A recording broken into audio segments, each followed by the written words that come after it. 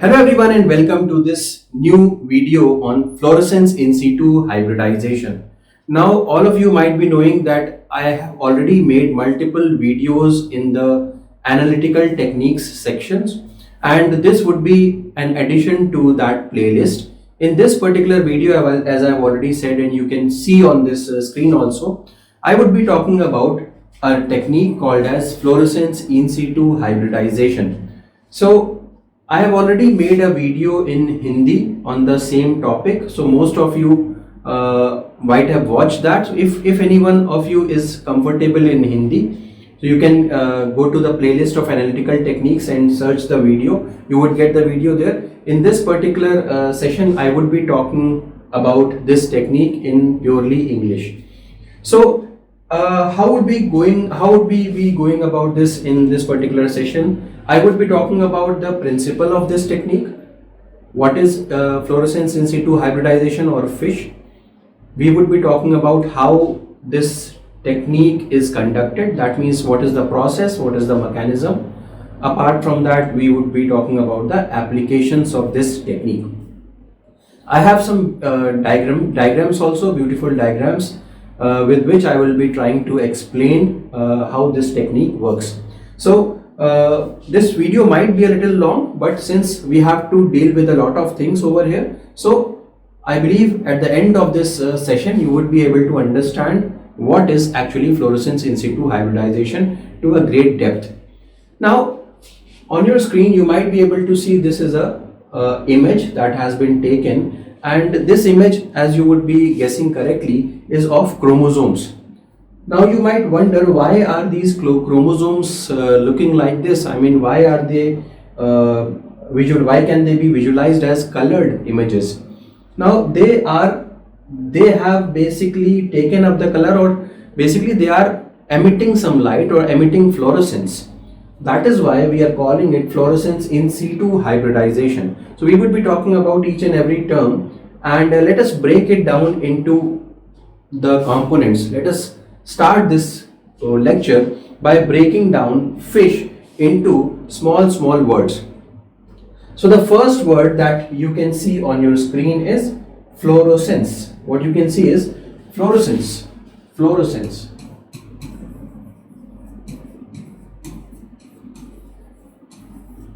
So many of you would be aware about what fluorescence is. Fluorescence is actually the emitted light that actually is emitted by any molecule or any fluorescent molecule that takes up some light, and in return it emits out some light which is of a different wavelength, taking in some light and then emitting out another wavelength light, and this is called as fluorescence. This process is called as fluorescence. Okay, now there are multiple fluorochromes. That means there are multiple molecules that have this kind of a capacity that they would be taking up, or they would be receiving or absorbing light of a particular wavelength and then emitting out a larger wavelength light. This process is called as fluorescence. In situ, what does in situ mean? In situ means their own location. I mean to say is the location in which something is. Suppose I am located in a studio, I am present in my studio, so I want to, if someone says what is in situ position, what is your in situ position, so I am located in my studio. So in situ means in their own location. It basically signifies location, in their own location. Okay. Hybridization, what do you mean by hybridization? If I write down hybridization, hybridization is simply the process in which two complementary strands, they can join with each other because of the complementarity present between the bases. You would be knowing that A would always base pair with T, G would always base pair with C. You would always know that this happens actually. Adenine will be base pairing with a double bond to thymine, and guanine will be base pairing with a triple bond with cytosine. So this is called as hybridization. So that means if I consider all of these words together, what does this mean? When I say fluorescence in situ hybridization, I simply means I want to localize, or I want to identify, I want to locate, I want to visualize the chromosomes in their original positions through the process of hybridization and fluorescence. I want to visualize the chromosomes in their own positions where they are present with the help of fluorescence and hybridization. This technique is called as FISH, fluorescence in situ hybridization. Now, let us move on to the first point that has been written over here. It is based on same principle as Southern blot analysis. What do you mean by this? So many of you would be knowing what is Southern blotting. Okay, you would be aware about what is Southern blotting. So if you are not aware, let me just quickly tell you that Southern blotting is also a method through which you would be able to identify. What will you be able to identify? Let me just write it down for you. So I am giving you two words, and with the help of these two words, you will never make a mistake when you are reading or when you are studying blotting techniques. For example, let me write down the two words that I am talking about: snow and drop. So I have written two words, snow and drop. So when I say S, it can correlate with D over here. So S for Southern and D for DNA. That means whenever you are using Southern blotting, it will be used up for identifying the DNA molecules. Next, if I am talking about N means Northern blotting. N would be for identifying RNA. O can be cancelled out in both the cases. Western blotting is used for the protein identification. So Southern blotting, Northern blotting and Western blotting, they are used for DNA, RNA and proteins respectively. So this is what you need to remember. So what did I say? Based on the same principle as of Southern blot analysis. So in case of Southern blot analysis, what does one do? In case of Southern blot analysis, we try and identify our DNA fragments of interest, the DNA fragments that we are interested in. We try and identify those DNA fragments. The same principle is for the fluorescence in situ hybridization, just that we are involving fluorescence over here. So how are this? Plus additional one more thing, that we are doing it in situ. That means we are identifying or locating the chromosomes in their original positions. Okay, so in case of Southern blot analysis, what you have to do? You have to take out DNA. DNA isolated. You have to take out the DNA. You have to isolate the DNA, and then only you will be able to identify that yes, whether my DNA of interest is present or not. But in case of fluorescence in situ hybridization, you can directly detect it inside the cell itself. Okay. Now coming to the next point, ability of single-stranded DNA to anneal to complementary DNA. So what does this mean? This is actually nothing but, this is what we call as hybridization.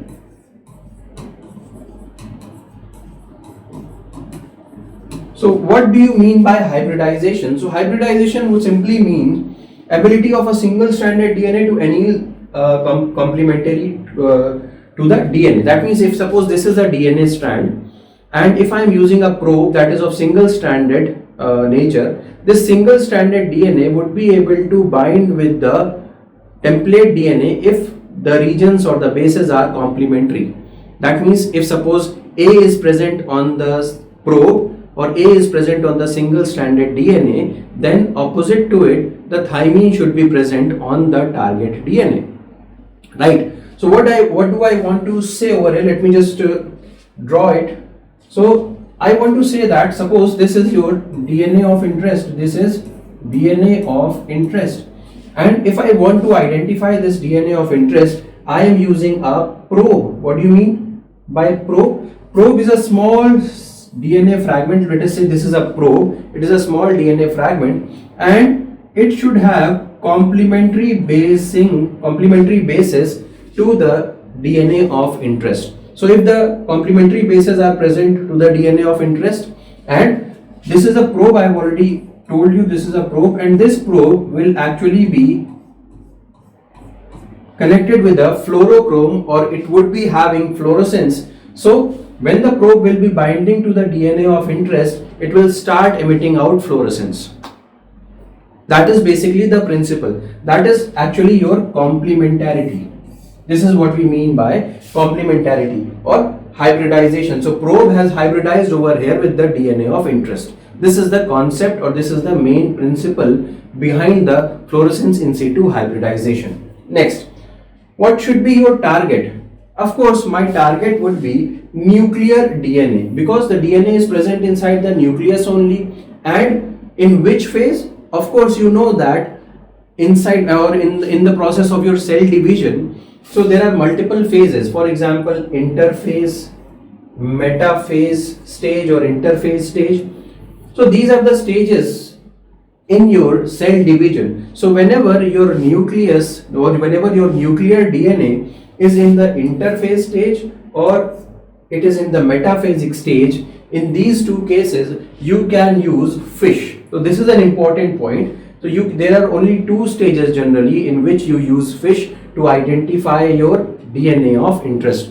Okay, so this is clear. Now together all of these things, now I am writing it down into the principle section. So principle, what do you mean by principle? Hybridization of a fluorescent labeled DNA probe. Hybridization I have already told you over here. So hybridization of a fluorescent labeled DNA. So this was your probe. Probe is actually nothing but your fluorescently labeled DNA molecule. So this was your probe only. So hybridization of a fluorescently labeled DNA probe to denatured DNA of metaphase chromosome. To denatured DNA. That means obviously you would be knowing that a DNA strand is present. DNA is present in double stranded form. Okay, so DNA would be present in double stranded form. Now my probe will be able to bind to this double stranded DNA only when it is denatured. That means the double stranded form is converted into the single stranded form. So again, so this I have shown you my DNA of interest in the single stranded form. Initially, definitely this DNA of interest would definitely have been in the double stranded form. So this would be the double stranded form, but from the double stranded form, single stranded form was created, and this single stranded form was binding to your probe. This is what I want to say. So this is the principle. I hope you would have understood clearly the principle of this particular technique. I hope this is clear. Okay. So now let us move on to the next slide and understand the other concepts. So probe can also be labeled with radioisotopes. So up till now I have already said that the probes are generally fluorescence or fluorochrome labeled. That means they show fluorescence. So generally probes will show fluorescence, but at times you can also use radioisotopes. But radioisotopes are not generally used. Why is that case? Why is this the case?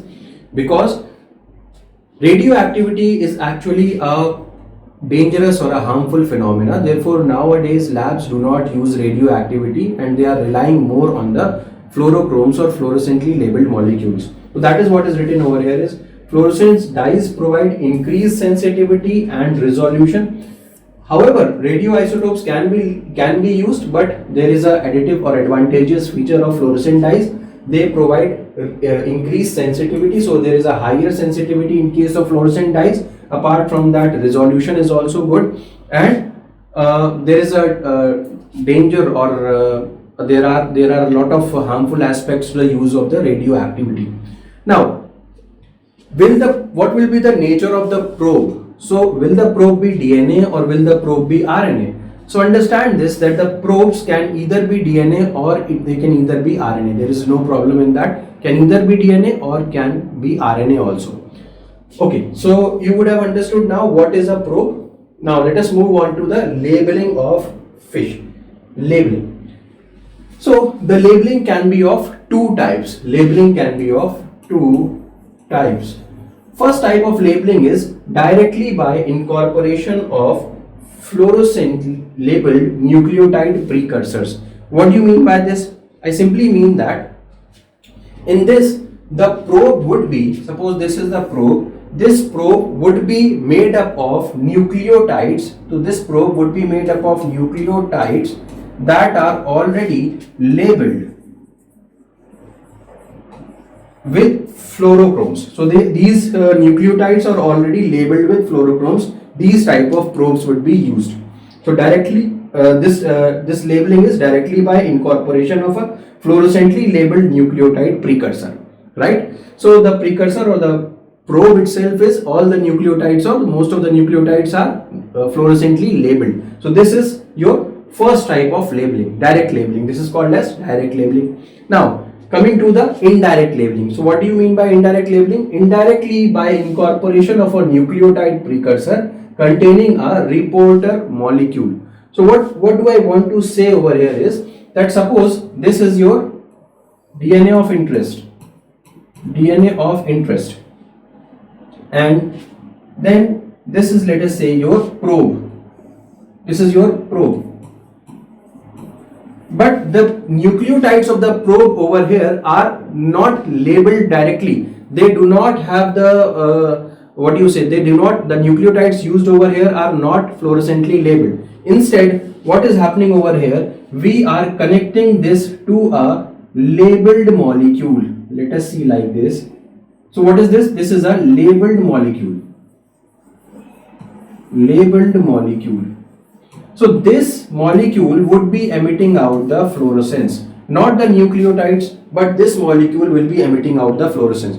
I want you to understand this, that whenever the DNA of interest is found out by this probe, or this probe actually binds with the DNA of interest, what will happen? This reporter molecule will start reporting or will start emitting out the fluorescence. Okay, so fluorescently labeled DNA molecule, this basically, when the probe is bounded to this labeled molecule or the reporter molecule, what do you call it? Fluorescently labeled DNA molecule. This is called as fluorescently labeled DNA molecule. So I hope this is clear, the difference or the distinguishing feature between the direct labeling and the indirect labeling of the probe. I hope this is clear. Now let us move on to the next slide. Over here you can clearly see a distinction between the labeling. Okay, so now let me just show it to you. Over here you can see that a probe is present. That means this is a double-stranded structure. You can see that this is double-stranded DNA. So but sir, you were saying that the probe would be a single-stranded molecule. See, the gene of interest or the DNA of interest should also be present in the single-stranded form, and the probe should also be present in the single-stranded form. Both should be present in the single-stranded form. So this probe over here, you can see that it is double-stranded. Now what is happening over here? This double-stranded probe is now attached with the, you can see that it is called as hapten.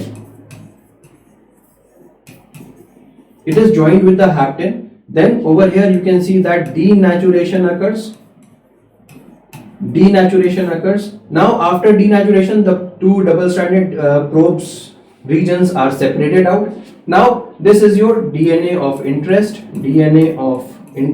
Now to this DNA of interest, what is happening? Your probe, single-stranded probe that was connected by the hapten is now joining over here. You can see it, right? Now next what we are doing is we are adding fluorophores. Now these fluorophores would be specific to these haptens, and fluorophores are now connected with the probes. And what will happen? The probe will start fluorescing if the DNA would be present. I hope this is clear. Now let us consider this. This is, in this particular case, you are directly using the fluorophores over here. So this was a double-stranded probe. In this case, you are using fluorophores over here directly. I mean, fluorophores connected with the haptens are directly present over here. In this particular case, after the binding, after the DNA of interest and the probe bounded together, then the fluorescence was added, then the fluorochromes were added. Remember? So these were the double-stranded probes. Probe was made into single-stranded. This is a single-stranded probe. Again, haptens are connected to the probe. But after the binding took place of DNA of interest and the probe, then only fluorophore was added. But in this particular case, the probe initially only has the fluorophore molecule, Then this is a separation into single stranded, and then single stranded probe having the fluorophore is directly binding over here. So both of these techniques can be used over here. Understanding this, where did we get the target DNA? So this was our target DNA. This is from where we are getting the target DNA. You can see that, suppose this is a tissue that we were using. This is a cell or tissue, whatever you are using. This is a tissue, or let us say cell if we are using. So if this is a cell, you already know inside the cell the nucleus would be present. Nucleus would be present. This will be the nucleus. And inside the nucleus the chromosomes would be present. Chromosomes would be present. So over here you can see that the chromosomes are present, right? These are the chromosomes present. Now these chromosomes would be denatured, that means the double stranded DNA will be converted into the single stranded form. Now this single stranded form will be joined with the probe. So probe can be either used in this way or they can be used in this way. Both ways are possible. Finally the probe will be combining with the target and you would be able to see the fluorescence. This is what is the principle, or this is the diagrammatic representation of fish. Now let us move on to the next slide. Position of hybridization of probe to the chromosomal DNA. Now basically the position of hybridization, what do you mean by position of hybridization? The chromosomes in their original positions, wherever they are in the nucleus itself, they can be directly visualized. Why?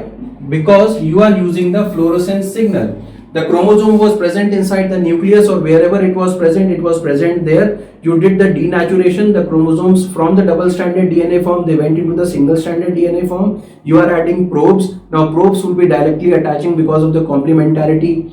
They are directly attaching to the single stranded target DNA, and because of the complementarity they are binding together, and the probe starts fluorescing, and now you can see or visualize where your target DNA is present. So position of hybridization of probe to the chromosomal DNA, this is meant by this. Now multiple DNA fragments can be identified. Remember, if you are using multiple probes, obviously if you are using multiple probes, then you can identify multiple DNA fragments also simultaneously. Of course, your probes should also be connected with different types of fluorophores. They should be emitting out different colored lights. Only then this would be useful. So multiple DNA fragments can also be identified. It's just that you have to use different probes as well as different fluorophores. These probes should be connected with different fluorophores.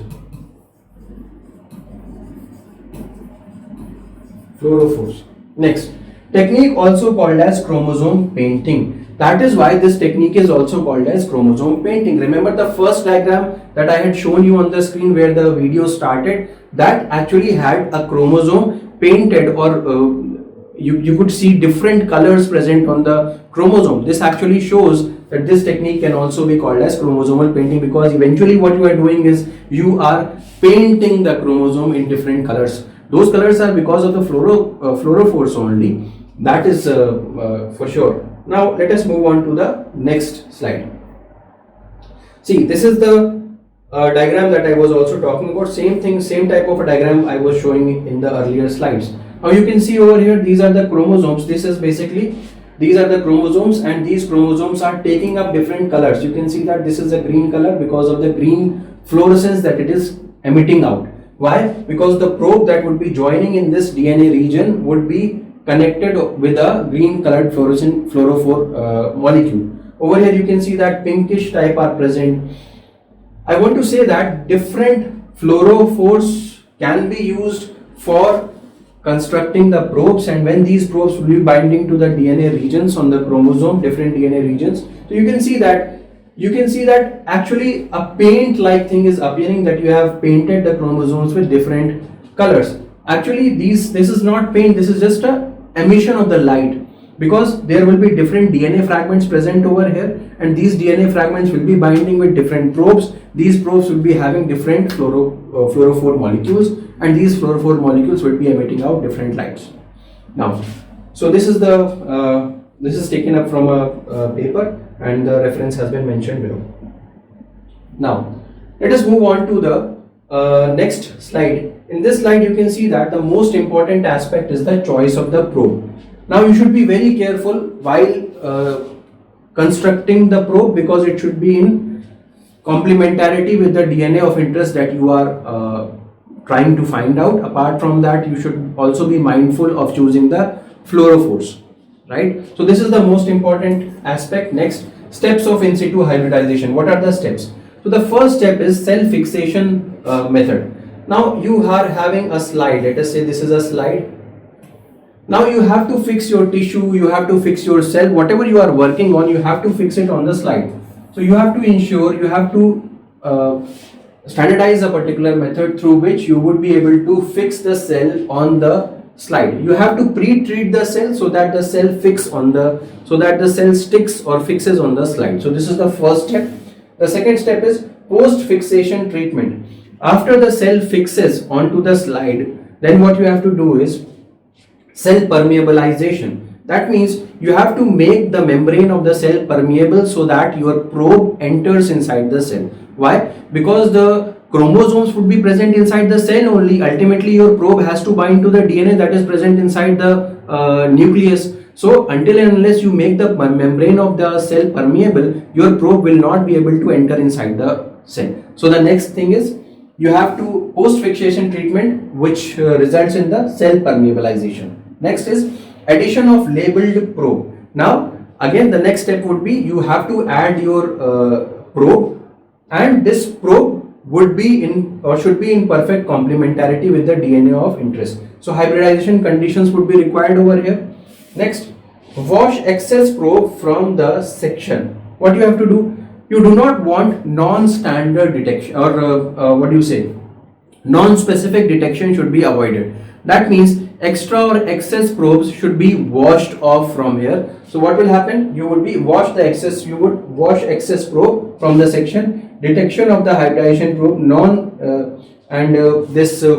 so that the purpose of this would be to avoid the non-specific detection of the DNA fragment. So this is what our main aim is. Now let us move on to the next slide. So so this actually basically this is a feature from one of the Indian shows. You might have known, or you might be knowing about a TV series in India that is called as CID. So CID has been telecasted for a long period of time, and the main characteristics or the main people that are involved in the CID are, this is you might be knowing, this is just a moment. So this gentleman over here is ACP Pradyumn, this individual, and he is the head of this team. This is Inspector Daya. All of you might be knowing if you have seen CID. It has been telecasted for a long period of time, and very often ACP Pradyumn says to his officer Inspector Daya that Daya pata lagao. Daya pata lagao in Hindi means that find out Daya. So basically Daya over here can be depicted as a probe. Why? Because he is the individual, or he is the one who has to find out that whether my DNA of interest is present or not. Because if the probe is binding to a DNA of interest, only then the fluorescence will be seen. If the DNA of interest is not present, then my probe will not be able to bind to the DNA of interest, and no fluorescence will be seen. So over here you can see that Inspector Daya is just like a probe, and he is going to find out whether my DNA of interest is present in the set of the fragments or not. Of course, remember that there will be different fragments of the DNA. There are different fragments, there are different chromosomes having different DNAs. You have to find out a very small region of the DNA. This is a difficult task, and that can be accomplished by someone like Mr. Daya. Now, let us move on to the next slide. So this is another slide. I have already told you about this, but this is another very nice slide. That is why I wanted to show this in the lecture. You can see that this is a gene. Okay, so this is a double-stranded DNA molecule. What you have done is you have used DNAs over here. DNAs, what does it do? It breaks off the DNA fragment. So nicks have been created, random cuts have been created. So this is a cut, this is a cut.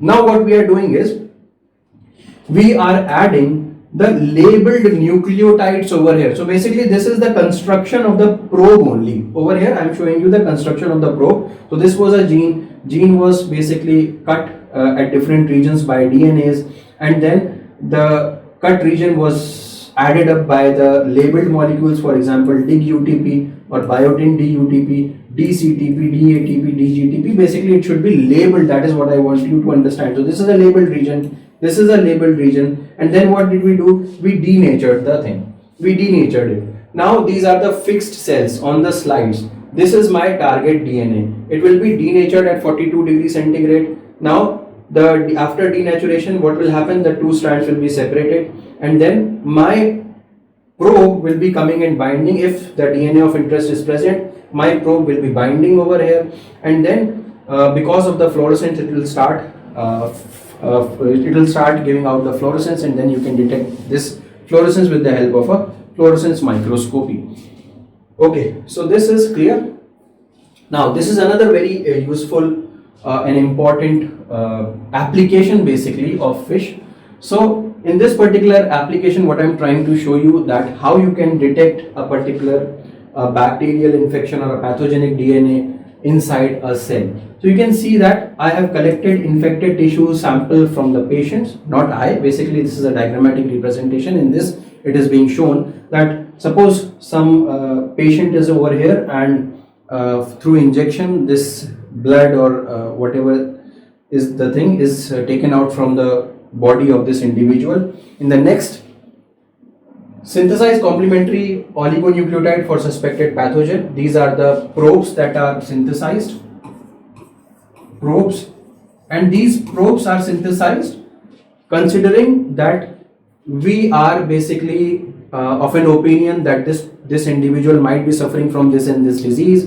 Therefore, we think that such and such DNA should be present inside that individual's body. So having that in mind, we are constructing the probes labeled with fluorescence or fluorochromes. Now chemically treat sample to make membranes of all cells permeable. So the cells that have been obtained from this individual are made permeable, and then the probe is allowed to mix or enter inside the cells. And if at all you see fluorescence in this particular case, you will be able to say with a considerable degree of assurance or surety that yes, this individual is suffering from that kind of a disease or that disease or not. If the fluorescence is present, yes, this individual will be suffering from the disease. If fluorescence is not present, that means this individual is not suffering from that disease. Okay, having said that, let us move on to the next slide. And now we are going to talk about the applications of your fish. So applications include, what you can do is chromosomal location. This is the first thing. So if I want to identify what is the gene, where the gene is present, what is the location of the gene, so we can easily detect it through fish. Used in karyotyping. The first diagrammatic representation that I showed you was actually a karyotype. So arrangement of the different chromosomes based on their sizes. So you can do that with the help of fish. And genome mapping, that means different genes can be annotated, they can be located with considerable degree of surety that this should be the location. So these are the applications of basically fish. So yeah, that would be all from my side. I hope this lecture was useful for you and you would have understood with considerable clarity what is fluorescence in situ hybridization. A very important announcement that our bioprocess engineering second batch is going on. If you are interested in joining that batch, you can connect with us on this particular number. So this is our WhatsApp number 8299134528. So bioprocess engineering batch is currently going on. Bioprocess engineering second batch is currently going on. So you can connect with us on this. Apart from that, if you also have some doubts regarding abroad applications, then also you can make use of our UDAN program. You can connect with us for the UDAN program. You might have seen the advertisement for that multiple times. You can connect with us for that as well on this number. So that was all from my side. Thank you so much. Have a good day.